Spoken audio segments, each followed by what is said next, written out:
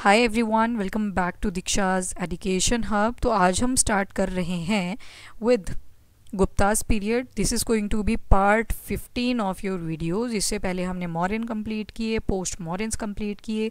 Post moderns की अगर आपको याद हो तो हमने काफ़ी सारी चीज़ें कवर अप कर ली थी रिलेटेड टू, चाहे से वो फॉरेन इन्वेजन्स हो रहे थे या फिर इंडिया के अंदर जो डायनेस्टीज़ थी वो इमर्ज होके आ रही थी। ठीक है, तो आज हम बात करेंगे अबाउट द गुप्तास। गुप्तास का टाइमलाइन आएगा 300 AD टू 600 AD। ज़्यादातर आप नोटिस करोगे ये वैष्णव फॉलोअर्स थे, यानी कि विष्णु जी के भक्त हुआ करते थे। इनकी जो कैपिटल आती है वो कौशंबी वाले एरिया में आती है। नाउ जब गुप्ता एम्पायर फ्लरिश कर रहा था ना, उस टाइम पे आप नोटिस करोगे बड़े सारे इनके कंटेम्प्रेरी डायनेस्टीज़ भी इमर्ज करती हैं। जैसे यहाँ पे गुप्ताज आगे बीच में सेंटर में कौशंबी जिनकी कैपिटल्स है, पर इसी टाइम पे इनको हून्स इन्वेजन भी देखने को मिलेंगे, फॉरेन से अटैक्स भी आएंगे। तो कहीं ना कहीं ये नॉर्थ वेस्ट वाला जो एरिया था ये इनके हाथ से चला भी जाता है। तो बीच में आप देखोगे कभी ये कॉन्कर कर लेंगे, कभी इनसे छूट जाएंगी ये चीज़ें। उसके अलावा इस रीजन में देखो वेस्टर्न सेट्रैप्स भी मिलेंगे, साथ में राष्ट्रकूट्स भी यहाँ पे आपको दिख जाएंगे, वाकाटकास दिखेंगे, और कामरूप यहाँ पे आपको मिलेगा एक dynasty, that is Kamrup. Kamrup जो था ना ओल्ड नेम हुआ करता था आसम का, कामरूप। ठीक है, ये देख लो एक बार ये इमेज भी देख लो। ये गुप्ता एम्पायर है, यहाँ पे वाकाटकास हैं, अभीरा हैं, छोटी छोटी डायनेस्टीज इमर्ज हो रही हैं। नालाज हैं, राष्ट्रकूट्स हैं, कदम्बाज हैं, वो वेस्टर्न सेट्रैप्स वाले। क्षारथा वगैरह याद हों अगर आपको पिछले लेक्चर से, तो उनके ही कुछ छोटे मोटे जो राजा थे बाद के वो बच गए थे यहाँ पे। फिर उसके बाद यहाँ पे कामरूप मिल जाएगा आपको। कामरूप जो है आज के असम वाले रीजन को बोला करते थे उस टाइम पे, कामरूप वाला एरिया।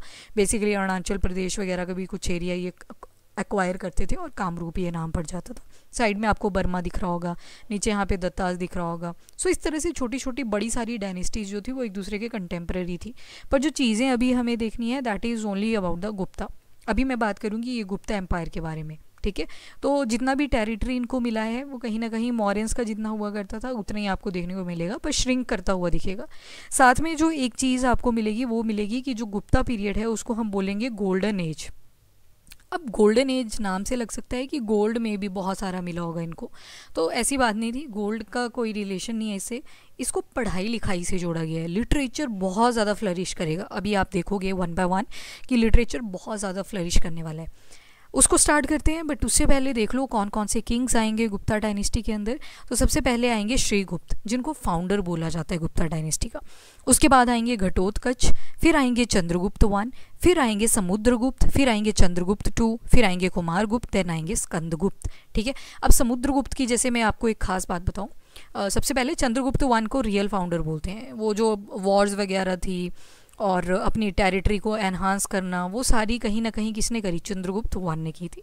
समुद्रगुप्त एक ही टाइम पे वॉरियर भी थे, लड़ाई में भी बहुत एमिनेंट थे, साथ में इनको वीणा बजाने का भी बड़ा शौक था। ठीक है, इंस्ट्रूमेंट भी ये प्ले किया करते थे। तो इनके जो कॉइन्स मिलते हैं उस पर हम देखते हैं एक तरफ इनको वॉरियर की तरह रिप्रेजेंट किया हुआ है वेपन वगैरह होल्ड करके, और बैक साइड पे आप नोटिस करोगे कॉइन के कि इनको वीणा प्ले करते हुए दिखाया गया है। उसी तरह से चंद्रगुप्त टू, कुमारगुप्त, स्कंदगुप्त देखेंगे वन बाय वन सभी के बारे में। पर सबसे पहले जब भी हमने कोई डायनेस्टी पढ़ी तो हमने उस चीज़ में क्या पढ़ा? पहले सोर्सेज। हमें पता कहाँ से चलता है गुप्तास के बारे में? मौर्यंस के टाइम पे भी याद करो, अर्थशास्त्र बुक मिली हमें, मेगस्थनी की इंडिका बुक मिली। ठीक है, फिर हमें और भी बहुत सारी बुक्स मिली थी। वैसे ही उसी तरह से हमें गुप्तास की भी बुक्स देखनी पड़ेगी। तो सबसे पहले जो सोर्स आएगा हमारे पास दैट इज़ पुराणास। पुराणास में मैंशन करा गया है। पुराण अगर आपको याद हो, वेरी फर्स्ट तो नहीं बोलेंगे, थर्ड या फोर्थ लेक्चर होगा आपका वैदिक लिटरेचर वाला। तो वहाँ पे आपने देखा था पुराणास जो हुआ करते थे। पुराणास आपके पास 18 थे टोटल, जिनको हम बोलते थे महापुराण्स। क्या बोला करते थे? महापुराण्स। और इनमें 4 युगों की बात करी गई थी, अगर याद हो आपको, सतयुग, त्रेता युग, द्वापर युग और कलयुग। और उन 4 युगों में हमने 5 लक्षणों की बात करी थी। आई जस्ट होप आपको याद हैं ये चीज़ें, सर्ग, प्रतिसर्ग, वंशा, वंशाणुचरिता और मानवांतरास। तो वहीं पे हमने मेंशन करा था बड़े सारे महापुराण थे, जैसे कि विष्णु, भागवत, वायु, मत्स्य। तो ये जो मत्स्य पुराण है that is oldest and important source of genealogy. यहाँ से हमें कहीं ना कहीं गुप्तास के बारे में इंफॉर्मेशन मिल जाती है। That is the first thing. फिर उसके बाद आता है एक बुक है जो कि शिखर ने लिखी थी जिसका नाम है Kamandaka Nitisara. Kamandaka Nitisara that is the book written by Shikhara. ये प्राइम मिनिस्टर हुआ करते थे चंद्रगुप्त टू के कोर्ट में। ये देखो यहाँ पे जब चंद्रगुप्त टू के बारे में पढ़ते हैं ना हम ये वाले, तो चंद्रगुप्त टू के कोर्ट में एक राइटर थे जिनका नाम था शिखर। तो चंद्रगुप्त टू के बारे में हमें काफ़ी ज़्यादा डिटेल मिल जाती है बुक के अंदर, दैट इज़ कमंदका नीतिसारा। उसके बाद आती है काव्यांतका। काव्यांतका एक लिटरेचर है जिसके अंदर बहुत सारी आपको लिटरेचर्स और भी मिल जाएंगी। काव्य यानी कि मल्टीपल जो बुक्स हैं, बेसिकली पोएम्स भी होंगी इसमें, आपको कुछ स्टोरीज मिलेंगी छोटी छोटी। तो कौन कौन सी बुक्स हैं, जैसे कि देवी चंद्रगुप्तम, मुद्र रक्षसा। अब मुद्र रक्षसा में तो हमें मॉरेंस की इन्फॉर्मेशन मिली थी, ठीक है, पर देवी चंद्रगुप्त में आप देखोगे कि कहीं ना कहीं हमें डिटेलिंग मिल जाएगी किसकी, गुप्तास की। दोनों ही बुक्स किसने लिखी हैं, विशाख दत्त ने। मृच्छकटिकम, मृच्छकटिकम एक प्ले है जिसको शूद्रका ने लिखा है। उसके अलावा फाहीन, फाहीन की एक फोक यू की करके बुक आएगी, तो उन्होंने अपने ट्रैवल अकाउंट्स लिखे, क्योंकि ये बाहर से आए थे इंडिया के अंदर ट्रैवल करने के लिए, वहाँ से ये पढ़ाई भी करके गए कि क्या क्या इंडिया के अंदर चल रहा था बेसिकली। उसके बाद कालिदास का एक प्ले है जिसका नाम है विक्रम उर्वश्यम। मैंने छोटी सी रील भी बनाई हुई थी, रील तो नहीं बोलेंगे, यूट्यूब शॉर्ट बोलेंगे, शॉर्ट भी बनाया हुआ था कालिदास की, जिसमें मैंने तीनों के तीनों प्लेस के बारे में भी बताया है और 4 पोएम्स के बारे में भी बताया है। यहाँ पे मैं सिर्फ अभी विक्रम उर्वश्यम की ही बात करूँगी जो कि गुप्तास के कोर्ट में लिखा गया था, ठीक है। उसके बाद आता है सेतु बंध काव्य। ये किसने लिखा था, ये लिखा था प्रवार सेना ने। सेतु बंध काव्य किसने लिखा, प्रवार सेना ने। फिर आता है पंचतंत्र। पंचतंत्र का बुक जो थी ये किसने लिखी थी, विष्णु शर्मा। याद करो बचपन में एक स्टोरी आती थी पंचतंत्र की कहानियाँ, तो वो विष्णु शर्मा जी के द्वारा लिखी गई थी। उसके अलावा सील से हमें एविडेंस मिल जाते हैं अबाउट द गुप्ता पीरियड, जैसे कि एक सील मिलती है किसकी, ध्रुवा स्वामिनी की। ये क्वीन हुआ करती थी चंद्रगुप्त टू की। तो देखो 2 एविडेंसेस तो हमें डायरेक्टली चंद्रगुप्त टू से रिलेटेड मिले हैं। जैसे एक तो सील मिल गई जो उनकी वाइफ ध्रुवा स्वामिनी ने दी थी, और एक बुक मिल गई हमें शिखर की जो कि नाम था कामनदका नीतिसारा। उसके अलावा इंस्क्रिप्शंस हमें बड़े सारे मिलते हैं। नाउ इंस्क्रिप्शन आपको याद हो जाने चाहिए। एक बड़ा सा पत्थर होगा, उसके ऊपर कुछ भी लिखा होगा, ठीक है, वो राजा कैसे लड़ा करते थे, कोर्ट में कैसे रहा करते थे, तो वो सारी चीज़ें इंस्क्रिप्शन पे आ जाती थी। ये रॉक भी हो सकती थी, ये कोई मेटल भी हो सकती थी, आयरन वगैरह कुछ भी हो सकता था ये। और जब सिर्फ एक ही चीज़ लिखी जाती थी, वो राजा की तारीफ, प्रेज, तो उसको बोल देते थे प्रशस्टीज। तो एग्जाम्पल दिए हुए हैं, सारे याद मत रखना, 1-2 एग्जाम्पल्स याद रख सकते हो आप, जैसे कि उदयगिरी केव 1, मथुरा का स्टोन इंस्क्रिप्शन, सांची स्तूप इंस्क्रिप्शन, उसके अलावा गढ़वा स्टोन इंस्क्रिप्शन, बिलसल, फिर मान कांसेर, बिल्हार और भितारी, जूनागढ़। आपके बाद इसके बाद इंदौर कॉपर प्लेट आ जाएगी। तो इंस्क्रिप्शन 1-2 याद रख लेना, जिसमें आप जैसे अगर आपसे पूछ लिया जाए कि सोर्सेज मेंशन करो गुप्ता पीरियड के बारे में जो चीज़ें हमें बताती हैं, तो यू कैन मेंशन कि इंस्क्रिप्शन से भी हमें इन्फॉर्मेशन मिलती है। फॉर एग्जांपल सांची स्टोन से मिलती है, बिल्सल स्टोन इंस्क्रिप्शन से मिल जाती है, जूनागढ़ स्टोन इंस्क्रिप्शन से मिल जाती है। इस तरह से एग्जाम्पल आप दे सकते हो। उसके बाद मॉन्यूमेंट्स, मॉन्यूमेंट्स में एग्जाम्पल विष्णु टेम्पल, ये तिगावा में आपको मिल जाएगा विष्णु टेम्पल, वहाँ से हमें गुप्तास के बारे में पता चलता है। एक शिवा टेम्पल मिलता है जो कि कहाँ पे है, भूमारा के अंदर है। फिर पार्वती टेम्पल आता है जो कि नच्छन कुथारा में है। बुद्धिस्ट श्राइन मिलती हैं जो कि सांची और बोधगया में आपको मिल जाएंगी। दश अवतारा टेम्पल जो कि देवगढ़ में है। यहाँ पे जो भी इजी एग्जाम्पल्स लगे आपको उनको नोट डाउन कर लेना। बट आई मस्ट से कि विष्णु टेम्पल आप याद रख सकते हो, क्योंकि ये खुद भी ज़्यादा किसके फॉलोअर थे, वैष्णव सेक्ट के, ठीक है, यानी कि विष्णु जी की पूजा में ज़्यादा बिलीव करते थे। उसके अलावा यहाँ पे हमें शिवा का मिल रहा है, पार्वती का मिल रहा है, बुद्धिस्ट श्राइन मिल रही है। तो यहाँ से पता लग रहा है कि ऐसे नहीं था विष्णु जी की ही पूजा किया करते थे, बाकी धर्मों को लेके भी क्या थे, काफ़ी टॉलरेंट थे, ठीक है। ऐसा नहीं था कुछ नहीं कि बस हम अगर विष्णु फॉलोअर हैं तो आपको भी यही चीज़ फॉलो करनी पड़ेगी, ऐसा कुछ नहीं था यहाँ पे। उसके अलावा कॉइन से हमें इनके बारे में इंफॉर्मेशन मिल जाती है। कॉइन भी हमें डिफरेंट तरह के मिलते हैं। फॉर एग्जाम्पल एक टाइगर टाइप के मिले, टाइगर टाइप के नाम से पता लग रहा है कि जिसके ऊपर टाइगर बना होगा बेसिकली। लिरिस्ट टाइप के मिले, इसमें याद करो मैंने अभी आपको बताया किसके बारे में, समुद्रगुप्त के बारे में। तो वीणा प्ले करते हुए दिखाए गए ना, तो लिरिक्स किससे इमर्ज होंगे, इंस्ट्रूमेंट से ही होंगे। फिर छत्र टाइप के बेसिकली जो कैरियट हुआ करता था, या फिर जो बेसिकली किंगडम की बड़ी सी छत हुआ करती थी, उसको आप कंपेयर कर सकते हैं। अश्वमेध, अश्व रिप्रेजेंट घोड़ा, ठीक है, घोड़ा बना होगा कॉइन के ऊपर। एंड आर्चर टाइप, यहाँ पे बो एंड एरो बना देंगे इस तरह से, ठीक है, तो वो चीज़ आ जाएगी। लायन स्लेयर टाइप आ जाएंगे, लायन को डिफीट करते हुए दिखाया जाएगा। तो ये सारे कहाँ पे मिलते हैं हमें, during the Guptas period. Now Guptas के बारे में हम पढ़ेंगे। तो ये अब देखो, मैंने स्टार्टिंग में ये भी नहीं बताया आपको कि गुप्तास ओरिजिन कैसे हुए, किसको मारा किसने, क्योंकि इनके बारे में हमें इन्फॉर्मेशन ही नहीं है कि इनका ओरिजिन कैसे हुआ था जो गुप्तास थे, तभी तो मैंने बोला भी नहीं। एंड उसके बाद आता है प्रयाग। प्रयाग है आपके इलाहाबाद वाला जो रीजन है, उसको प्रयाग बोलते हैं अब। तो यहाँ से हमें बहुत सारे कॉइन्स मिले। कौन कौन से कॉइन्स मिले? टाइगर टाइप, लिरिस टाइप, छत्र, अश्वमेध, आर्चर एंड लायन, इस तरह के कुछ कॉइन्स मिलते हैं जहाँ से हम आइडिया लगा लेते हैं गुप्तास के बारे में।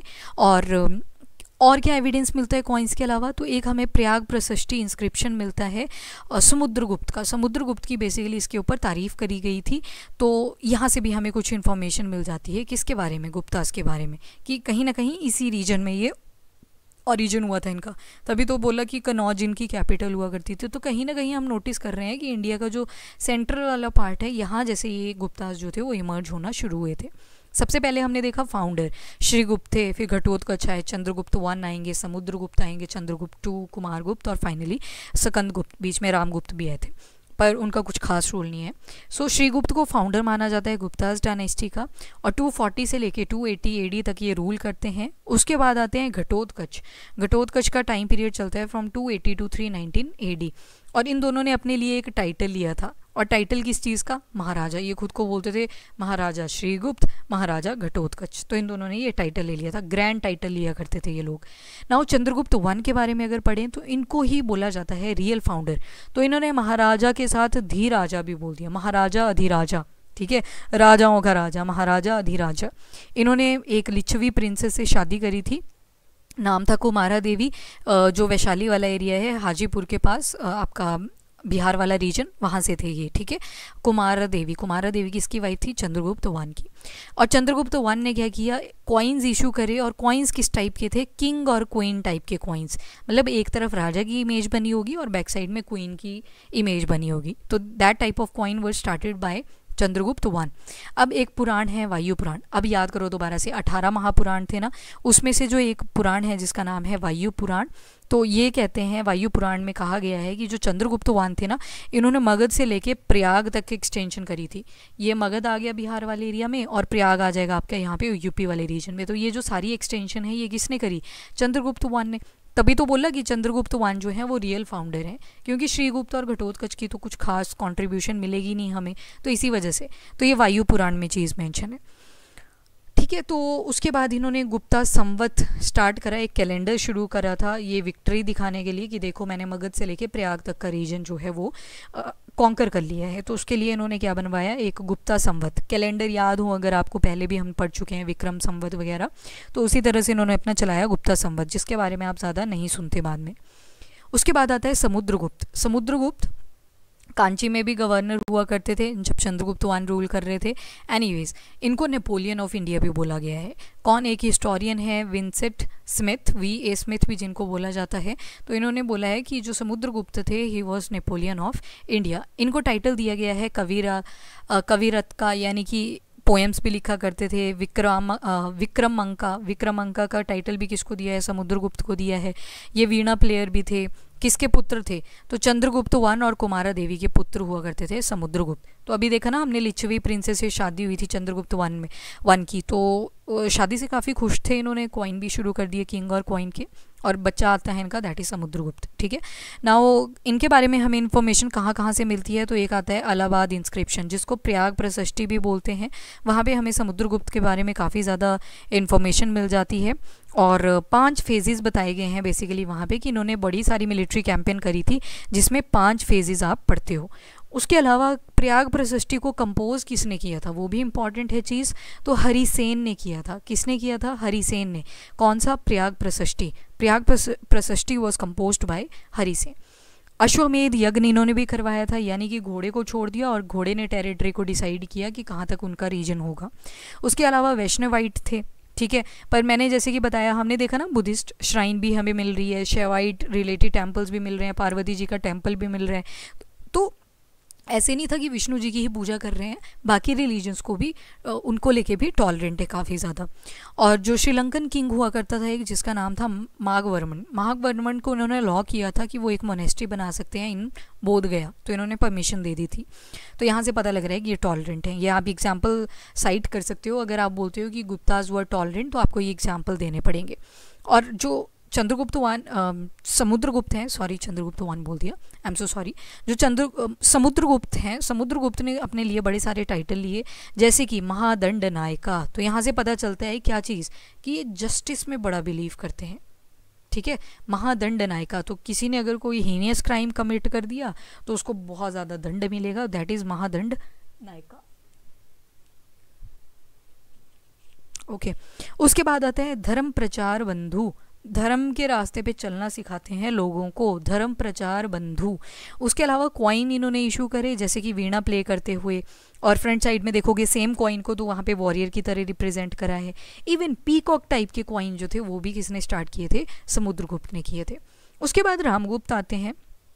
अब बोला जाता है ना कि रामगुप्त के बाद चंद्रगुप्त टू, तो बोला जाता है कि मे बी जो चंद्रगुप्त टू थे उनका अफेयर था रामगुप्त की वाइफ के साथ, और देवी गुप्ता करके होती थी, तो इनके साथ अफेयर था और ये दोनों मिलके मार देते हैं रामगुप्त को। स्टोरी जो है वो बहुत वेग है, मैंने पहले ही बता दिया आपको चीज़, तो रामगुप्त को अगर आप चाहो तो स्किप भी कर सकते हो क्योंकि कोई कॉन्ट्रीब्यूशन ही नहीं है इनकी। उसके बाद आते हैं चंद्रगुप्त टू। तो बोला जाता है कि किस किस के पुत्र थे, तो समुद्रगुप्त और उनकी वाइफ थी दत्ता देवी, उनके पुत्र थे, ठीक है। वाटर मार्क पीरियड बोला जाता है गुप्तास का। वाटर मार्क क्या होता है, आपने नोटबुक देखी होगी, क्लासमेट का ऊपर क्या बना होता है, एक वाटर मार्क लगा होता है कि ये क्लासमेट की नोटबुक है। तो जो गुप्तास हैं उनको एक्चुअल गुप्तास क्यों बोला गया, बिकॉज ऑफ चंद्रगुप्त टू। अब देखते हैं क्यों बोला गया होगा। तो सबसे पहले कुछ कॉइन्स हैं जो कि मेंशन करते हैं कि जो चंद्रगुप्त टू थे वो कहीं ना कहीं रामगुप्त के पुत्र थे। अब देखो ये दोनों स्टोरीज कर गई ना कॉन्ट्राडिक्ट, यहाँ पे तो बोला कि रामगुप्त की पत्नी से इन्होंने शादी कर ली और उधर स्टोरी बदल गई कि he was son of Ramagupta. तो ये चीज़ आप यहाँ पे स्किप कर सकते हो। बाकी इन्होंने मैट्रिमोनियल अलाइंसेस बनाए ताकि अपने किंगडम को एक्सटेंड कर सकें। नागास के साथ, वाक्काटकास के साथ इन्होंने क्या किया, अपने रिलेशंस अच्छे कर लिए थे मैट्रिमोनियल अलाइंसेस बना के। तो याद करो ये पहले वाला मैप, अगर आपको थोड़ा भी ध्यान हो तो ये थे वाक्काटकास, इस तरफ नागास आपको मिल जाएंगे या नालास जिनको बोलते हैं, तो उनके साथ मैट्रिमोनियल अलाइंसेस करते हैं कौन, चंद्रगुप्त टू। उसके अलावा जो देवी चंद्रगुप्तम है, याद करो देवी चंद्रगुप्तम किसने लिखी थी, एक और बुक थी दैट इज़ मुद्रा रक्षसा, दोनों ही बुक्स लिखी थी विशाख दत्त ने। तो विशाख दत्त की बुक है दैट इज़ देवी चंद्रगुप्तम, तो उसमें किसके बारे में मेंशन है, तो चंद्रगुप्त टू के बारे में मेंशन है। तो अब देखो बुक में क्या नाम आ गया, देवी और चंद्रगुप्तम आ गया ना। तो अब ये कहीं ना कहीं ये जो अफेयर वाली स्टोरी थी ये भी वैलिडेट हो रही है। तो ये दोनों ही कंट्रोवर्शियल से हैं, तो we are not going to focus on these things very much, but anyways. उसके बाद टाइटल क्या क्या लिया चंद्रगुप्त टू ने, तो एक लिया विक्रमादित्य का, दूसरा लिया दैट इज़ परम भगवता, ठीक है। और इन्होंने 3 सेट्रैप किंगडम्स, याद करो ये वाला गुप्ता ऊपर, यहाँ पे सेट्रैप्स थे, तो 3 सेट्रैप किंगडम्स जो थे इन्होंने कॉन्कर कर लिए, और जो शाकास थे पूरी तरह से उनको डिस्ट्रॉय कर दिया। और जब डिस्ट्रॉय करा तो खुद को टाइटल ले लिया था दैट इज़ सकारी, यानी कि शाकास को ख़त्म करने वाला साकारी। और रुद्र सिम्हा 3 करके आते हैं एक, रुद्र दमन आपको याद होगा, तो उसी लीनियज में आपको एक बाद में चल के मिलता है that is the Rudra Simha 3। तो उनको डिफीट कर दिया था और फाइनली जो शाकास थे उनका खात्मा हो जाता है। और इसके अलावा इनका ट्रेड जो था वो बहुत अच्छा था रोमन्स के साथ। तो देख लो कितनी ज़्यादा एक्सटेंशन हुई ड्यूरिंग द चंद्रगुप्त टू के टाइम पीरियड में। तो इसी वजह से बोला जाता है कि ये वाटर मार्क पीरियड था गुप्तास का। चंद्रगुप्त टू के जो कोर्ट में हम देखते हैं तो 9 जेम्स हुआ करते थे, यानी कि 9 ऐसे बहुत खास पोएट थे इनके पास, राइटर इनके पास अवेलेबल थे। जैसे कि धन्वंतरी एक फिजिशियन हुआ करते थे, डॉक्टर थे, कालिदास थे, राइटर और पोएट भी थे। राइटर क्यों बोला, क्योंकि प्ले भी लिखे हैं। पोएट क्यों, क्योंकि इनकी 4 पोएम्स भी हैं। ऋतु संहारा के बारे में आपने सुना होगा, रघुवंशा, मेघादूतम, कुमारगुप्तम, तो ये सारी पोएम्स लिखी गई हैं बाय कालिदास। अमर सिम्हा आते हैं, अमर कोश इनकी बुक है। ये लैक्सिकोग्राफर थे, यानी कि डिक्शनरीज़ को कंपाइल किया करते थे। वाराह रुचि आ जाते हैं, मैथमेटिशियन थे। शंकु आते हैं, वेटल भट्टा आते हैं, म्यूजिशियन थे। कहापनाका आते हैं, एस्ट्रोलॉजर थे। वाराह मेहरा आते हैं, हरिसेन आते हैं। उसके अलावा फॉरेन ट्रैवलर्स भी आए थे during the time period of Chandragupta two. ये 9 जेम्स में नहीं आते, बस जस्ट यहाँ पे इंफॉर्मेशन है। फाहीन, तो फाहीन की बुक क्या थी, फोक्यू की। उसके अलावा कॉइन्स बड़े सारे आए, तो क्या क्या थे, एक विक्रमा लिखा हुआ है, देवगुप्ता लिखा हुआ है, देवराजा, सिम्हा विक्रमणा, विक्रमादित्य सकारी। तो ये सारे के सारे टाइटल्स की इन्फॉर्मेशन कहाँ से मिल जाती है हमें, फ्रॉम द कॉइन्स। किसके कॉइन्स, तो चंद्रगुप्त टू से कहीं ना कहीं ये सारे रिलेटेड है। चंद्रगुप्त टू की डेथ के बाद आते हैं कुमारगुप्त। कुमारगुप्त का टाइम पीरियड अगर देखें तो 455 एडी के आसपास होगा। तो he is considered as founder of Nalanda university. Bihar के अंदर आप नालंदा यूनिवर्सिटी देखते हो तो उसके अब अभी अवशेष ही बचे हुए हैं। तो नालंदा यूनिवर्सिटी के फाउंडर कौन थे, कुमारगुप्त। जो कंस्ट्रक्शन थी वो किसने शुरू करवाई, कुमारगुप्त ने। और जो नालंदा यूनिवर्सिटी है it is an Oxford of Mahayana Buddhism. तो उस टाइम पे अगर किसी को महायान बुद्धिज़्म के बारे में स्टडी किया करनी होती थी तो वो कहाँ जाया करता था, कहाँ एडमिशन लिया करता था, वो लेता था नालंदा यूनिवर्सिटी में। पर यहाँ पे जो एडमिशन का क्राइटेरिया हुआ करता था उस टाइम पे दैट वाज हाईली टफ। जो टीचर्स होते थे वो एंट्रेंस पे बैठे करते थे, ठीक है, गेट पे ही बैठ जाया करते थे और वहाँ पे स्टूडेंट्स का इंटरव्यू हुआ करता था। फिर वो देखते थे कि किसको रखना है किसको नहीं रखना है, और हर एक इंडिविजुअल को एक एक रूम मिल जाता था इस तरह से। उसके अलावा जो टाइटल हैं कुमारगुप्त को भी बड़े सारे मिलते हैं, जैसे कि Mahendraditya title given to Kumaragupta. फिर दैट इज शक्रादित्य, ये भी किसको दे दिया गया है, कुमारगुप्त को। फिर महाराजा अधिराजा, दामोदर इंस्क्रिप्शन मिलता है हमें, उसमें मेंशन होता है कि चंद्रगुप्त वन ने भी लिया था ना महाराजा अधिराजा का, बट कुमारगुप्त भी ले लेते हैं महाराजा अधिराजा। रिपीट होंगे टाइटल्स। उसके बाद एक टाइटल लिया था वत्सा भट्टी। ये हमें कहाँ से इन्फॉर्मेशन मिली, तो मंदसौर इंस्क्रिप्शन से। तो बाकी टाइटल्स याद रहे ना रहे, जिनके एविडेंस लिखे हुए हैं ना कि महाराजा धीराजा, कहाँ से पता लग रहा है, दामोदर इंस्क्रिप्शन। ये लिखोगे अगर अपने मेंस में तो काफ़ी आपको पॉजिटिव इम्पैक्ट इसमें देखने को मिलता है। नाउ कॉइन्स देखोगे तो इन्होंने भी पीकॉक टाइप के कॉइन चलाए, शेवाइट यानी कि शिवा की इमेजेस बनी होंगी, कार्तिक जो कि शिवा के पुत्र हुआ करते थे हैं इवन, तो उनकी इमेजेस बनाई गई थी। तो कॉइन्स भी डिफरेंट टाइप के मिलते हैं during the Kumaragupta period. Kumaragupta के बाद आते हैं स्कंदगुप्त। स्कंदगुप्त ने क्या किया, सुदर्शन लेक को रिपेयर करवाया। देखो कंस्ट्रक्शन की याद करो, चंद्रगुप्त मौर्य ने करवाई थी, ठीक है। यहाँ पे थी सुदर्शन लेक, किसने करवाई कंस्ट्रक्शन, चंद्रगुप्त मौर्य। उनके गवर्नर थे एक जिसका नाम था पुष्यगुप्त। तो पुष्यगुप्त वहाँ पे टेक केयर कर रहे थे कि काम ठीक से चल रहा है या नहीं। फिर चंद्रगुप्त मौर्य के बाद आए थे कौन, रुद्रदमन। रुद्रदमन ने क्या किया था, जूनागढ़ इंस्क्रिप्शन पे लिखवा दिया कि मैं रुद्रदमन, जो चंद्रगुप्त मौर्य जी के द्वारा एक सुदर्शन लेक बनवाई गई थी उसको दोबारा से रिपेयर करवा रहा हूँ। अब रुद्रदमन वन के बाद कौन आ रहा है, तो स्कंदगुप्त आ रहे हैं। स्कंदगुप्त ने क्या किया, सुदर्शन लेक को दोबारा से रिपेयर करवाया, ठीक है। नाउ स्कंदगुप्त ने भी बड़े सारे टाइटल्स लिए, जैसे कि विक्रमादित्य, देवराज, एक लिया प्रकाशित वक्षा। ये हमें जूनागढ़ इंस्क्रिप्शन से इन्फॉर्मेशन मिलती है कि इन्होंने प्रकाशित वक्षा का टाइटल भी लिया था जो स्कंदगुप्त हुआ करते थे। उसके बाद आता है भीतरी इंस्क्रिप्शन, यहाँ से भी हमें स्कंदगुप्त जी के बारे में डिटेलिंग मिल जाती है। इसके अलावा इन्होंने क्या किया था, कैपिटल को पाटलिपुत्र से कहाँ शिफ्ट कर दिया था, अयोध्या शिफ्ट कर दिया था। पाटलिपुत्र इन बिहार, अयोध्या इन यूपी। तो इन्होंने पाटलिपुत्र से अयोध्या में कैपिटल को शिफ्ट कर दिया। और हून्स का इन्वेजन हो रहा था इनके टाइम पीरियड में, तो जैसे कि मैंने बताया हून्स नॉर्थ वेस्ट को कहीं ना कहीं कॉन्कर कर रहे थे, तो उनको डिफीट कर दिया था किसने, स्कंदगुप्त। उसके बाद आप देखोगे नेक्स्ट आते हैं भानुगुप्त। भानुगुप्त कहीं ना कहीं लास्ट रूलर थे, जहाँ पे स्कंदगुप्त ने हून्स को डिफीट किया। अब हून्स आए और इन्होंने किसको कर दिया, भानुगुप्त को। तो भानुगुप्त जो थे उतने स्ट्रांग रूलर आपको नहीं देखने को मिलते। और जो भानुगुप्त थे इनको, अच्छा रुको, विष्णुगुप्त को किया था बाद में। अच्छा, भानुगुप्त के बाद भी एक और आते हैं, दैट इज़ विष्णुगुप्त। तो भानुगुप्त जो है इनके टाइम पीरियड में हमें एक इन्फॉर्मेशन मिली है हिरण्य एडिक्ट से कि उस टाइम पे सती सिस्टम था भानुगुप्त के टाइम पीरियड में, ठीक है। नाउ भानुगुप्त के बाद आते हैं next, that is Vishnugupta. Vishnugupta ने क्या किया, इनके टाइम पीरियड पे दोबारा से हून्स का इन्वेजन होता है और इनको ये डिफीट कर देते हैं। इसी के साथ जो गुप्ता का वंश था वो पूरी तरह से ख़त्म हो जाता है, ठीक है जी, क्योंकि वीक रूलर्स अब बाद में आने लगे। नाउ गुप्तास पीरियड को हम बोलते हैं गोल्डन एज ऑफ इंडिया। क्यों बोलते हैं, क्योंकि हमने बहुत सारी अचीवमेंट्स करी, किस किस फील्ड में, आर्ट में, साइंस में, लिटरेचर में, इन सभी चीज़ों के ऊपर हमने फोकस किया था। दैट्स वाई यहाँ पे गोल्डन एज बोला जाता है इसको इंडिया का। नाउ एडमिनिस्ट्रेशन और पॉलिटिकल स्फेयर अगर देखोगे तो बड़े बड़े ग्रैंड टाइटल्स आप देख रहे हो। जो स्टार्टिंग में श्रीगुप्त पढ़े हमने, घटोत्कच पढ़े, उसके बाद चंद्रगुप्त वन पढ़े। तो दो थे ये जो शुरू किए, इन्होंने महाराजा का टाइटल लिया। चंद्रगुप्त वन बोलते हैं खुद को महाराजा अधिराजा। तो बड़े बड़े टाइटल्स लिया करते थे, ग्रैंड टाइटल्स लिया करते थे। जो मेन हेड हुआ करता था वो तो राजा ही हुआ करता था।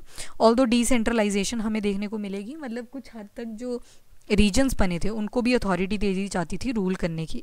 तो पावर का डिवोल्यूशन देखने को मिलता है। जैसे आज के टाइम पे अगर हम बात करें पार्लियामेंट्री जो हमारा स्ट्रक्चर है, तो सेंटर आता है, सेंटर के नीचे स्टेट आती है, उसके अलावा नीचे छोटी छोटी पंचायत्स आ जाएंगी, डिस्ट्रिक्ट्स आ जाएंगी। वो सारी चीज़ें जो हैं वो क्या हैं, डिवोल्यूशन है पावर का, ताकि स्टेट्स अपना काम ठीक से कर सकें। तो उसी तरह से आप पार्लियामेंट में भी क्या देखते हो, 2 हाउसेज बने हैं, one is Lok Sabha, then is Rajya Sabha. उसी तरह से स्टेट के अंदर भी 2 हाउसेज मिल जाएंगे आपको, विधानसभा, विधान परिषद। ऑल्दो विधान परिषद जो है वो 6 ही स्टेट्स के अंदर मिलेगा, बट स्टिल हाउसेज बने हुए हैं प्रॉपर, ताकि जो फंक्शनिंग है वो ठीक से चलती रहे। तो ये डिसेंट्रलाइजेशन कहाँ पे देखने को मिलती है हमें, ड्यूरिंग द गुप्ताज पीरियड। अब किंगशिप जो है वो हेरिडिटी हो चुकी है। हेरिडिटरी कैसे पता चल रहा है, अब देखो श्रीगुप्त का लड़का है घटोत्कच, घटोत्कच का लड़का है चंद्रगुप्त वन, तो एक लाइन में बनते जा रहे हैं ये राजा। और प्राइमोजेनिचर ये कहीं ना कहीं हमें नहीं देखने को मिलता। प्राइमोजेनिचर में क्या चीज़ होती है कि जो बड़े वाला भाई होता है ना, एल्डर ब्रदर, उसी को राजा बनाया जाएगा। तो वो चीज़ हमें यहाँ पे नहीं देखी गई जो गुप्तास पीरियड था। फिर लैंड ग्रांट्स ये लोग दिया करते थे, ठीक है। ऑफिशियल्स के बारे में हमें इंफॉर्मेशन मिलती है from the Udayagiri inscription of Chandragupta II। इसमें मेंशन करा गया है कि जो वीरसेन सभा हुआ करती थी, वीरसेन सभा हुआ करती थी, वो वीरसेन एक सभा को होल्ड किया करते थे। कौन सा ऑफिस था, that is office of inheritance. तो इनहेरिटेंस से पता चल रहा है कि यहाँ पे जो भी ऑफिशियल होगा आगे चल के उसका जो लड़का आएगा, उसका जो लड़का होगा वो ऑफिशियल बन जाएगा। तो ये कहाँ से पता चलता है हमें, फ्रॉम द उदयगिरी इंस्क्रिप्शन। उसके बाद नरपति टर्म यूज़ करी गई, किसके लिए, इन्फेंट्री आर्मी के लिए, अश्वपति कैवलरी के लिए, और पिलुपति एलिफेंट्स के लिए। एलिफेंट्स के थ्रू भी तो आर्मी बनाई जाती थी, आगे एलिफेंट्स लगा दिए जाएंगे, पीछे बड़े बड़े रथ लगेंगे। फिर कुमारा मातेज हमें मिलते हैं संधि विग्रही का, दैट इज़ वेरी इंपॉर्टेंट, जो ऑफिसर हुआ करता था वॉर और पीस का। नाउ संधि, संधि यानी कि ट्रीटी, ट्रीटी किसके साथ करी जाती है, फॉरेन कंट्री के साथ। तो संधि विग्रही का कौन हुआ करता था, that was the officer of war and peace. फिर आती है विनय स्थापका, ये एजुकेशन डिपार्टमेंट हुआ करता था। आप लोग कभी भी नोट्स बनाते हुए ऐसे शॉर्टकट में नहीं लिखोगे, ये मैंने लिख दिया है, बट एग्जाम में एटलीस्ट कभी भी ऐसे शॉर्ट फॉर्म्स नहीं लिखोगे। तो ये जो विनय स्थापका था, इट वाज एजुकेशन डिपार्टमेंट। फिर उसके बाद आता है महापक्ष पतालिका, ये ऑडिटर हुआ करते थे, फाइनेंसिस वगैरह के ऊपर चेक रखा करते थे। फिर महादंड पाशिका, पुलिस हेड हुआ करते थे महादंड पाशिका। फिर आते हैं रण भंडाकारिका, रण भंडाकारिका। नाउ भंडार, भंडार किस चीज़ का, अनाज का भंडार, भंडार से याद रख लो इसको। तो ये जो रण भंडाकारिका हुआ करता था, ये कौन था, ग्रेन ऑफिसर था, जो अनाज की ग्रेनरी हुआ करती थी बेसिकली, उसके ऊपर चेक रखा करते थे। उसके बाद लिटरेचर अगर आप देखोगे तो कालिदास के प्लेज आए, जैसे कि मालविका अग्निमित्रम, अभिज्ञान शकुंतलम, विक्रम अर्विष्यम, पोएम्स आई ऋतुसंहारा, वेगदूतम, रघुवंशा, कुमार संभवा, इस तरह से इनकी पोएम्स भी आती हैं, ठीक है। तो मैंने एक यूट्यूब का शॉर्ट बनाया हुआ था, उससे देख लेना इसको चाहे से। शूद्रका की बुक हमने देखी, मृच्छकटिकम। यहाँ पे हम बेसिकली लिटरेचर देख रहे हैं कि कौन कौन सा लिटरेचर था वो गुप्ता पीरियड में इमर्ज होता है। तो कालिदास का एग्जाम्पल देख लिया। शूद्रका की प्ले था एक, दैट इज मृच्छकटिकम। मृच्छकटिकम का मतलब होता है क्ले टॉय, क्ले टॉय, मिट्टी का बना हुआ खिलौना, ठीक है, मृच्छकटिकम। फिर आता है अमर सिन्हा जी, अमर सिन्हा जी की बुक आ जाती है अमरकोश। फिर विशाख दत्ता की 2 बुक्स हमने देखी, वन इज देवी चंद्रगुप्तम, दूसरी देखी मुद्र रक्षसा। मुद्र रक्षसा में कहीं ना कहीं ज़्यादा डिटेल हमें किसके बारे में मिली थी, मौर्यन एम्पायर के बारे में। और गुप्ताज की कहाँ से मिलती है हमें, फ्रॉम द देवी चंद्र गुप्तम। उसके बाद डेवलपमेंट इन साइंस, साइंस के अंदर क्या क्या डेवलपमेंट हुई, तो आर्यभट्टा आए। आर्यभट्टा मैथमेटिशियन भी थे, एस्ट्रोनॉमर भी थे, स्पेस की स्टडी में भी इंटरेस्ट रखा करते थे। एक बुक लिखते हैं अपनी, दैट इज़ आर्यभट्टियम। एक और बुक लिखी है, that is Surya Siddhanta. Now Aryabhatiyam तो कोई भी आइडिया लगा लेगा कि आर्यभट्टा की बुक हो सकती है, पर सूर्य सिद्धांत ये किसने लिखा था, तो ये भी आर्यभट्टा जी ने ही लिखा था। इन्होंने ही जीरो का कॉन्सेप्ट भी दिया, पाई का भी कॉन्सेप्ट दिया, वो जो 22/7 की वैल्यू पढ़ते हैं ना, तो वो कॉन्सेप्ट किसने दिया था, ये दिया था आर्यभट्टा जी ने। इसके अलावा इन्होंने बोला था कि अर्थ जो है वो फ्लैट नहीं है, और अर्थ जो है वो अपनी एक्सिस के ऊपर रोटेट करती रहती है और साथ में सन के अराउंड रिवॉल्व करती रहती है। तो ये कॉन्सेप्ट दे दिया था किसने, आर्यभट्टा जी ने। उसके बाद ये फादर थे किसके, ट्रिग्नोमेट्री के। याद करो 9th क्लास का वो चैप्टर हुआ करता था कॉस थीटा टैन थीटा, तो वो ट्रिग्नोमेट्री के जो कॉन्सेप्ट थे वो कहीं ना कहीं किसने आइडेंटिफाई कर लिए थे, तो आर्यभट्टा जी ने। उसके अलावा इन्होंने सोलर ईयर की लेंथ कैलकुलेट कर ली थी। इन्होंने ज्योमेट्री के ऊपर काम किया, ट्रिग्नोमेट्री, एस्ट्रोलॉजी में भी इंटरेस्टेड थे। तो ये सारी किसकी कॉन्ट्रीब्यूशंस हैं, ये आर्यभट्ट जी की कॉन्ट्रीब्यूशन है in the field of science. उसके अलावा वारा मेहरा, इनकी एक तो बुक आ जाती है पहले, बृहद संहिता। इसके अलावा इन्होंने एक और एस्ट्रोनॉमी के ऊपर बुक लिखी जिसका नाम है पंच सिद्धांता। सूर्य सिद्धांत किसने लिखी, आर्यभट्टा जी ने। पंच सिद्धांत किसने लिखी है, तो वो लिखी है वारा मेहरा, एस्ट्रोनॉमी के ऊपर। इन्होंने प्रिडिक्ट कर लिया था उसी टाइम की there is a water on Mars, तो इन्होंने प्रिडिक्शन लगा दी थी और आज हम देखते हैं कि मार्स के ऊपर हमें ये एविडेंसेस मिलते रहते हैं। फिर आते हैं धन्वंतरी। धन्वंतरी जो थे ये ग्रेट फिजिशियन थे, तो ये भी साइंस के फील्ड में काफ़ी अच्छी डेवलपमेंट मिल जाएगी।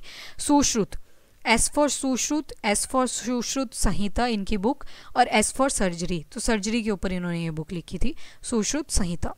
उसके बाद नालंदा यूनिवर्सिटी एस्टेब्लिश हो जाती है। ऑल दो फॉरेन स्टूडेंट्स वहाँ पे पढ़ने भी आया करते थे और साथ में फॉरेन अटैक्स भी होते हैं। हम देखेंगे अभी कुछ फॉरेन अटैक्स होंगे जो कि नालंदा यूनिवर्सिटी को डिस्ट्रॉय कर देंगे, ठीक है। उसके बाद इन्होंने सिल्वर कॉइन्स को भी इशू किया जिनको बोला जाता है रूपक्स, तो इशूड सिल्वर कॉइन जिनको क्या बोला गया, रूपक्स। रेवेन्यू डिपार्टमेंट इनका अगर देखें, रेवेन्यू में कैसी एडमिनिस्ट्रेशन हुआ करती थी, तो अभी भी सेम ही चल रहा है कि प्रोड्यूस का एक 1/6 हिस्सा जो था वो देना पड़ता था भाग की फॉर्म में। एक आता था भोगा, ये रिचुअल गिफ्टिंग थी, मतलब जैसे आप देखते हो ना बर्थडे होता है तो गिफ्ट ले आते हैं, तो उसी तरह से जब रिचुअल्स हुआ करते थे तो वहाँ पे गिफ्ट लाना ही पड़ता था, जिसको बोल दिया भोगा। बलि अभी भी वॉलंटरी टैक्स है। शुल्क टॉल टैक्स है। उपारिकारा ये सब्सिडरी टैक्स है, मतलब टॉल टैक्स के साथ और भी एडिशनल टैक्सेस जो हुआ करते थे, दैट वाज उपारिकारा सब्सिडरी टैक्स। फिर पुष्टपाला, ये कौन हुआ करते थे, ये ऑफिसर थे किस चीज़ का, तो रिकॉर्ड कीपिंग का। तो जो भी रिकॉर्ड एंड रेगुलेशंस हुआ करती थी वो कौन चेक किया करते थे, वो थे पुष्टपाला।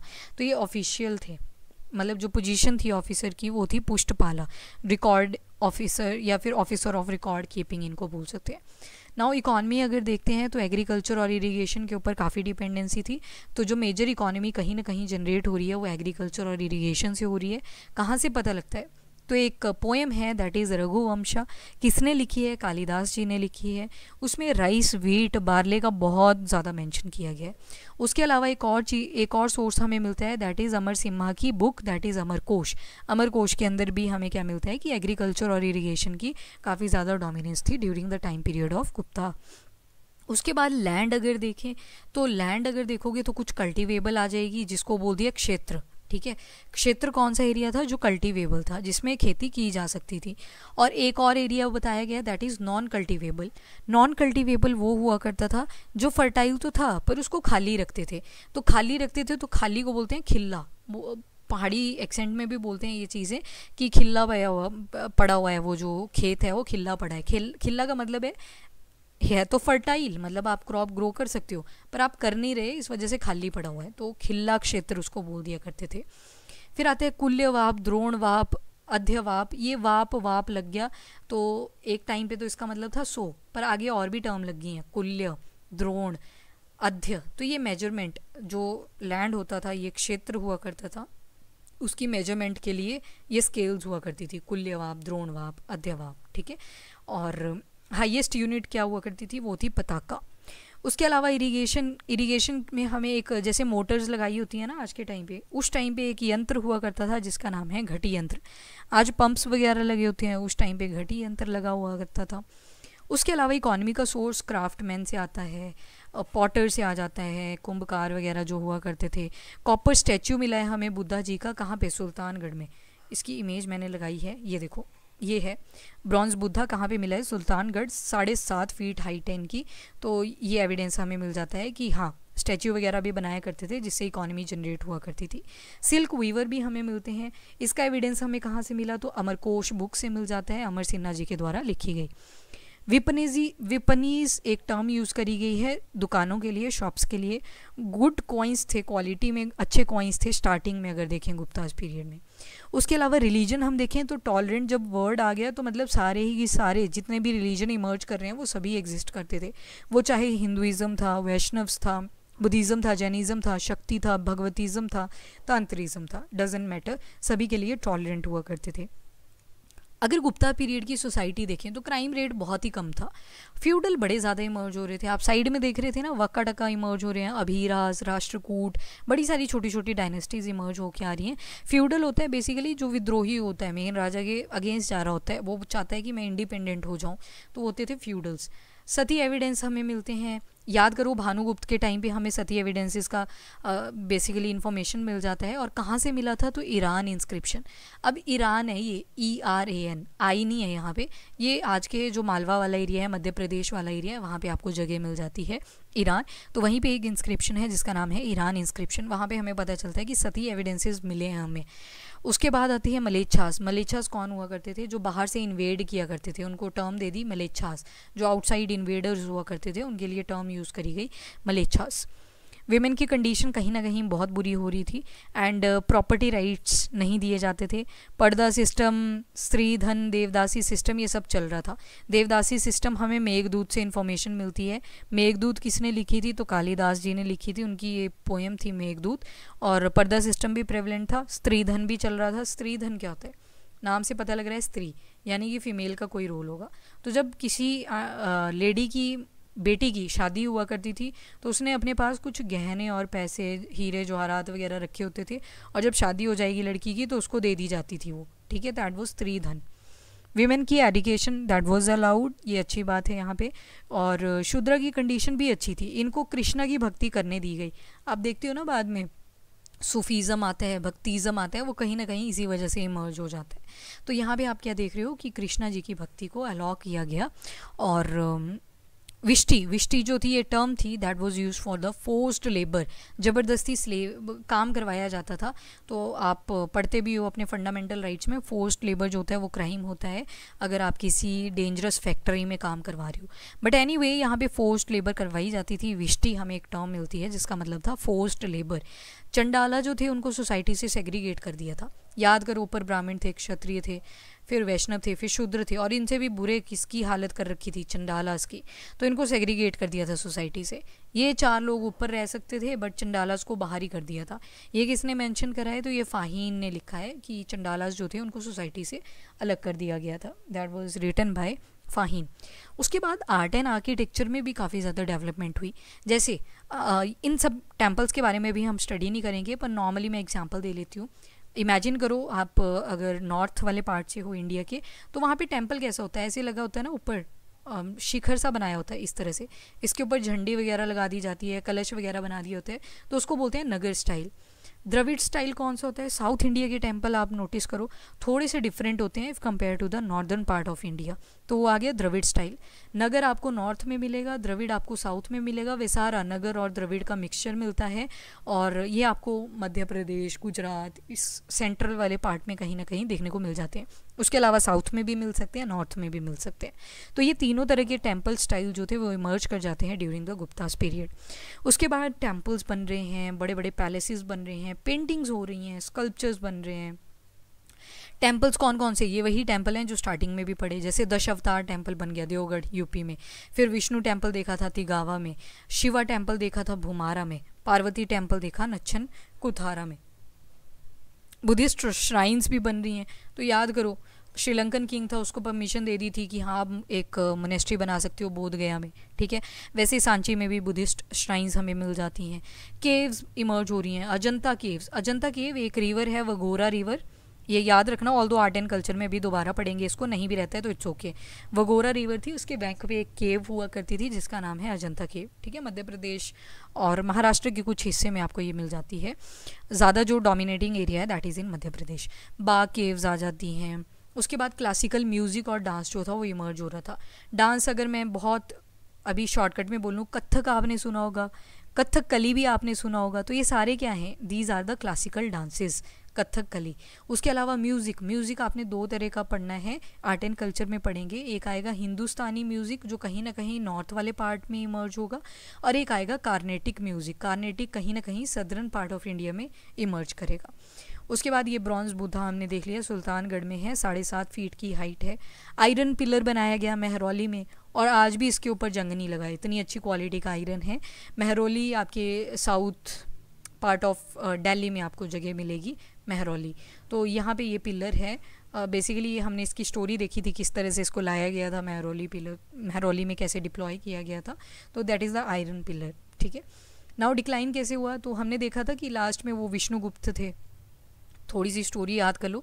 एक थे स्कंदगुप्त जिन्होंने हून्स को हरा दिया था, फिर उसके बाद आए भानुगुप्त के हमने देखा सती एविडेंसेस मिले और कुछ खास रोल नहीं था। विष्णुगुप्त हमने देखा कि इनको दोबारा से हून्स ने अटैक किया और इस बार हून्स ने किसको डिफीट कर दिया, कहीं ना कहीं विष्णुगुप्त को डिफीट कर दिया था। उसके बाद पुष्यमित्र भी यहाँ पे काफ़ी पावरफुल हो रहे थे और सुंगास जो हमने पढ़े बेसिकली, तो कहीं ना कहीं वो भी इनके कंटेम्प्रेरी चल रहे थे। तो गुप्तास कहीं ना कहीं अब ख़त्म हो रहे थे और बड़ी सारी डायनेस्टीज़ जो थी वो इमर्ज करके आती हैं। Now we are going to study about the post Guptas, पर ये देखेंगे नेक्स्ट वीडियो के अंदर। हर्षवर्धन की स्टोरी यहाँ पे हम पढ़ेंगे। एक बार फटाफट से रिवाइज़ कर लेते हैं कि क्या क्या चीज़ें हमने कवर अप की।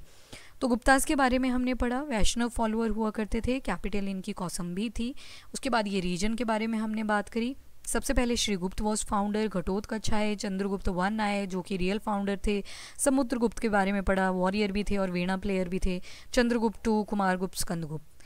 फिर पुराण में हमें इनके बारे में इंफॉर्मेशन मिलती है। एक बुक है जिसका नाम है कमनदका और नीतिसारा, तो ये शिखर जी ने लिखी थी जो कि प्राइम मिनिस्टर हुआ करते थे चंद्रगुप्त टू के कोर्ट में। काव्यंत का लिटरेचर, बड़े सारे काव्यास लिखे गए जैसे देवी चंद्रगुप्तम, इसमें हमें चंद्रगुप्त टू के बारे में डिटेलिंग मिली। मृच्छकटिकम ये शूद्रका ने लिखी थी। फाहीन के ट्रैवल अकाउंट्स, उसमें फोक्यू की जो बुक थी उसमें हमें बहुत सारी इन्फॉर्मेशन मिली। तो बेसिकली जो भी हमने अभी अमर सिन्हा जी के बारे में पढ़ा, कालिदास जी के बारे में पढ़ा, धनवंतरी जो कि फिजिशियन हुआ करते थे, साइंस की डेवलपमेंट चल रही थी, सुश्रुत के बारे में हमने पढ़ा। सुश्रुत जो कि सर्जरी के ऊपर बुक लिख चुके थे ऑलरेडी, उनकी बुक थी सुश्रुत संहिता। इंस्क्रिप्शन से हमें इन्फॉर्मेशन मिली, बड़े सारे टेम्पल्स यहाँ पे बनते हैं, कॉइन्स बड़े सारे हमें मिले। गुप्तास की इन्फॉर्मेशन नहीं मिलती हमें कि वो ओरिजिनेट कैसे हुए थे, बट उनके बारे में बहुत सारी डिटेलिंग्स हमने देख ली। फिर इस तरह से इन्होंने डिफरेंट टाइप के टाइटल्स यूज़ किए। चंद्रगुप्त वन के बारे में हमें पता चलता है कि उन्होंने किंग और क्वीन टाइप के कॉइन्स शुरू करे थे, ठीक है। और प्रयाग जो इनका मगध वाला एरिया था वहाँ से लेके प्रयाग तक इन्होंने कॉन्कर कर लिया था। समुद्रगुप्त के बारे में हमने चीज़ें देखी, इनको नेपोलियन ऑफ इंडिया भी बोला गया bye historian named V.A. Smith. अश्वमेध यज्ञ इन्होंने करवाए। वैष्णवाइट फॉलोअर थे बट बाकी रिलीजन्स के लिए भी काफ़ी ज़्यादा टॉलरेंट आपको देखने को मिलते हैं, ठीक है। उसके बाद हम देखते हैं रामगुप्त के बारे में। ज़्यादा खास स्टोरी नहीं है क्योंकि कॉन्ट्राडिक्टरी सी हमें चीज़ें मिलती हैं related to Chandragupta two, but कभी बोलते हैं कि बच्चा था इनका, कभी बोलते हैं कि कंटेम्प्रेरी था, भाई था। So we are not sure about that, तो ये चीज़ स्किप हो सकती है, पर हमने एविडेंसेस दिखा दिए कि दोनों ही स्टोरीज़ कहीं ना कहीं रेलिवेंट है। उसके बाद इन्होंने भी क्या किया, शाकास को पूरी तरह से ख़त्म कर दिया था। इनके कोर्ट में 9 जेम्स रहा करते थे। चंद्रगुप्त टू के कोर्ट में 9 जेम रहा करते थे। धनवंतरी, कालिदास, अमर सिंह और वारारुचि, शंकु, वेटल भट्टा, कहापनका, वारामीरा, हरिसेना, तो ये सारे कहीं ना कहीं सुश्रुत जी का भी नाम ऐड किया है कहीं बुक्स में। सो ये बेसिकली 9 जेम्स हुआ करते थे। उसके अलावा कुमारगुप्त के बारे में हमने देखा, नालंदा यूनिवर्सिटी के फाउंडर थे। ऑक्सफोर्ड ऑफ महायान बुद्धिस्ट भी इनको बोला जाता है, जो नालंदा यूनिवर्सिटी है। उसके अलावा इन्होंने भी बड़े सारे टाइटल लिए। स्कंदगुप्त ने हून्स को डिफीट किया, पर बाद में भानुगुप्त के बाद विष्णुगुप्त आए, विष्णुगुप्त को हून्स ने डिफीट कर दिया। गोल्डन एज बोला इसको इंडिया, क्योंकि बहुत अच्छा एडमिनिस्ट्रेटिव स्ट्रक्चर था इनका। उसके अलावा हम देखते हैं लिटरेचर बहुत ज़्यादा डेवलप करता है। इकॉनमी इनकी बहुत अच्छे से डेवलप हो रही थी क्योंकि रेवेन्यू एडमिनिस्ट्रेशन अच्छी सिचुएशन में थी। एग्रीकल्चर और इरीगेशन कहीं ना कहीं डोमिनेटिंग थे। डिफरेंट यूनिट्स हैं हमारे पास मेजरमेंट की। और गुप्ता के टाइम पे रिलीजन भी काफ़ी ज़्यादा इमर्ज हो रहा था, क्योंकि देवर टॉलरेंट। और वीमेन की कंडीशन कई जगह पे अच्छी भी थी, कई जगह पे नहीं भी थी। जैसे पढ़ाई लिखाई उनको अलाउ थी, पर पर्दा सिस्टम चल रहा है, स्त्री धन देना पड़ रहा है। और इवन सती के एविडेंसेस हमें मिल जाते हैं ईरान के अंदर, which is located in Malwa region of Madhya Pradesh. Forced labour भी करवाई जाती थी। आर्ट एंड आर्किटेक्चर काफ़ी ज़्यादा डेवलप हुआ, जैसे टेम्पल, नगर, द्रविड़, वेसरा, ये सारे डेवलप हुए। उसके अलावा टेम्पल्स कंस्ट्रक्ट करवाए गए, अजंता के बाग केव बनी, म्यूज़िक और डांस डेवलप हो रहा है, क्लासिकल म्यूज़िक एंड डांस।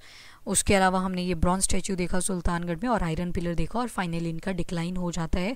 अब देखेंगे पोस्ट गुप्तास के बारे में, जहाँ पे आपने हर्षवर्धन जी का नाम सुना होगा, उनकी स्टोरी देखेंगे in the upcoming lecture. If you like the video, do like and share, also subscribe the channel. Till then video को लाइक एंड शेयर ज़रूर करें एंड चैनल को भी सब्सक्राइब करें। Thank you everyone, have a nice day.